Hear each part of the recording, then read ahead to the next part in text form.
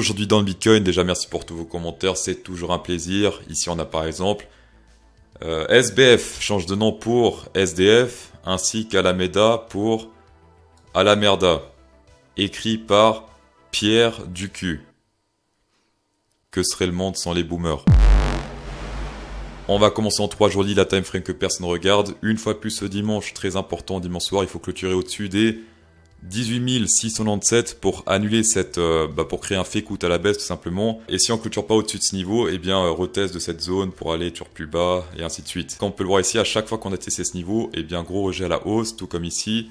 Et là donc si on reteste ce niveau, si on reteste on va dire le bottom de ce support, soit environ, si on teste aujourd'hui, ça serait autour des 14 500, ce qui serait plutôt bas. Il pourrait se repasser des trucs similaires comme là et là, c'est-à-dire de la grosse volatilité à la hausse pour ensuite reprendre une décision. Sur le RSI, c'est le gros bordel. On était très content puisqu'on a quitté cette zone de résistance rouge diagonale. Hop, on a pété à la hausse. Ici, petit fake out. Ici, pendant pas mal de jours, on a quitté cette zone avant de exit scam FTX, avant de hop, route sous cette résistance rouge, ce qui est fort dommage. En journée, ça range en descendant. Je rappelle que le centre du range fait office de support résistance, comme on peut le voir ici, on se rejette à la baisse, à la hausse, à la hausse.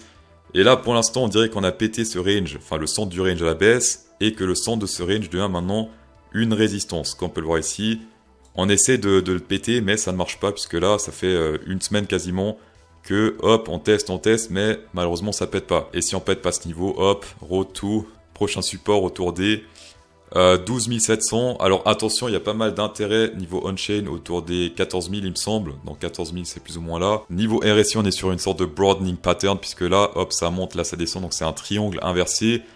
Les broadening patterns, pourquoi pas sur le RSI, sur l'action price non, mais sur le RSI why not? Merde, je parle anglais, pardon. Pourquoi pas, voilà. Et donc si ici on s'est rejeté une fois plus, et bien sur le RSI road to, plus ou moins, hop, si on va en ligne droite, autour des 21,63.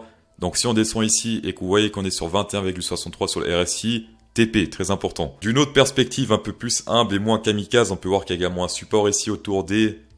si on descend en ligne droite ici, ce serait 15 358. Donc prenez un TP ici pour ceux qui short, parce que elle est assez ambitieuse, la TP que j'ai montré juste avant, autour des 12 700, c'est ça? On peut voir également une mini divergence qui est en train de se former sur l'action price, puisque là ça descend avec les deux pics. Pour l'instant ce deuxième pic n'est pas encore confirmé, mais si ça se confirme, si on ravale une bougie bleue, et bien hop, là ça descend. Elle est confirmée si on clôture sous les, hop, si on clôture sous les 16 579. Sur ce graphe over 28 heures, on peut voir les retraits des exchanges. Les gens quand ils retirent des exchanges, en général ça se passe sur les ATH, comme on peut le voir ici. ATH 2018, ici c'était 2019. Également ici en 2021, pas mal de retraits. Et là on peut voir un nouveau record après le crash FTX. Ah, bonjour madame. Take your Bitcoin out of exchange.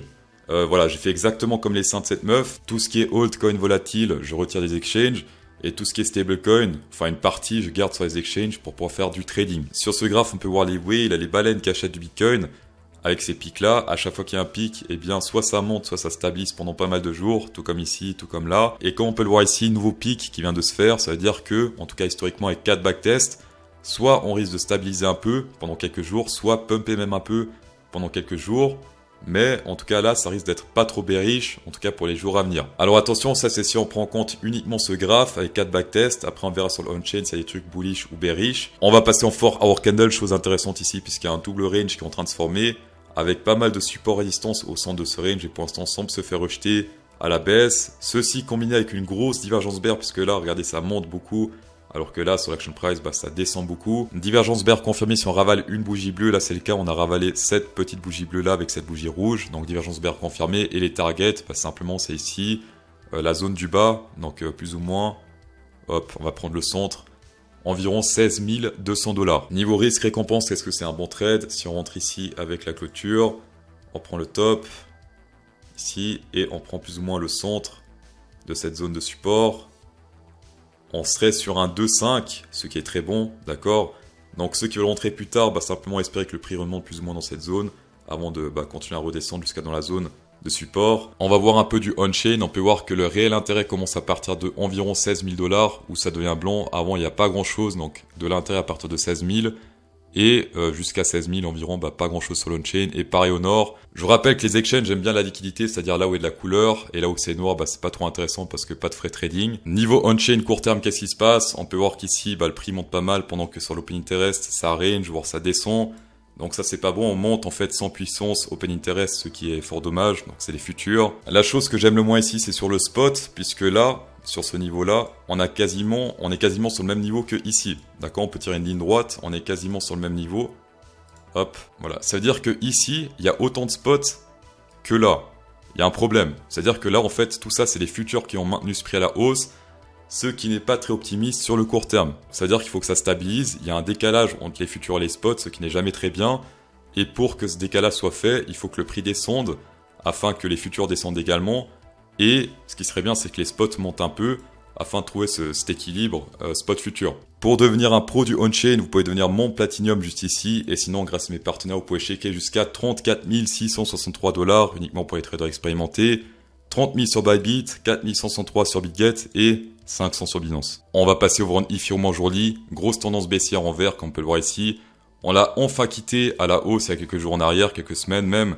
Et ensuite, on s'est fait Bahamased par le frisé. Alors, ce qui s'est passé, c'est qu'on a pété énormément de gros supports à la baisse. Déjà, la TH 2018 à la baisse.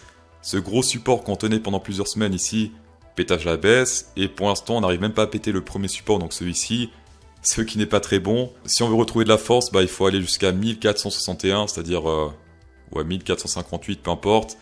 Puisque jusqu'à là, beaucoup de force baissière malheureusement. On n'oublie pas également sur le RSI, never forget, gros support, pétage à la baisse et maintenant grosse résistance. On a également les parallel range en journée, toujours un plaisir, c'est parallel range. Pour l'instant, qu'est-ce qui se passe? C'est plutôt simple, grosse résistance ici, qu'on n'arrive pas à péter depuis presque une semaine. Petite divergence comme sur le Bitcoin, j'ai l'impression, oui là ça descend alors que là c'est tout droit sur le RSI. Et cette divergence est confirmée si on clôture ainsi, c'est-à-dire sous les 1240 $, ce qui est le cas actuellement puisqu'on est sur du 1229. On va quand même attendre la clôture et si c'est le cas, hop, road to prochain support, c'est-à-dire ici, plus ou moins 1031 $.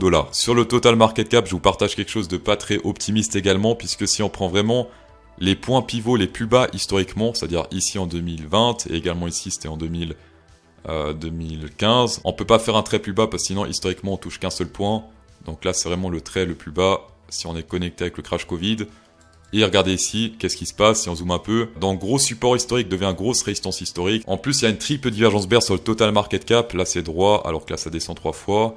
Pour rappel, le total market cap, c'est l'argent dans tous les cryptos ensemble, dans le Bitcoin, le Ethereum, etc. On va passer sur le SP500. Il réagit plutôt bien à tout ce qui est hasard. Si on prend le dernier top et le dernier bottom. Si on tire un Fibonacci, pile poil dans la zone danger, avec la zone 666, le hasard, une fois plus. Donc ici, première zone danger, ici sur le VMC, il y a une divergence bear qui est confirmée. Là, ça descend ou c'est tout droit, et là, ça monte.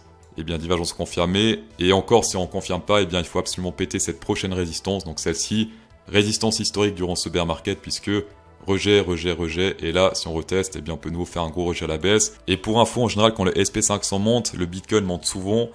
Et là, c'est pas le cas. On se demande pourquoi, je sais pas. Petit détail, si on prend ce rejet précédent, déjà on s'est rejeté par cette résistance-là, mais pas que, regardez bien, si on prend ici ce top et ce bottom, et qu'on relie, donc celui-ci, on relie, qu'est-ce qui se passe? 0,666 Fibonacci, le hasard, une fois de plus. Dans tous les cas, merci d'avoir checké cette vidéo sur un plaisir. Insérez un pouce bleu dans cette vidéo pour incrémenter encore plus le plaisir. Et bonne soirée.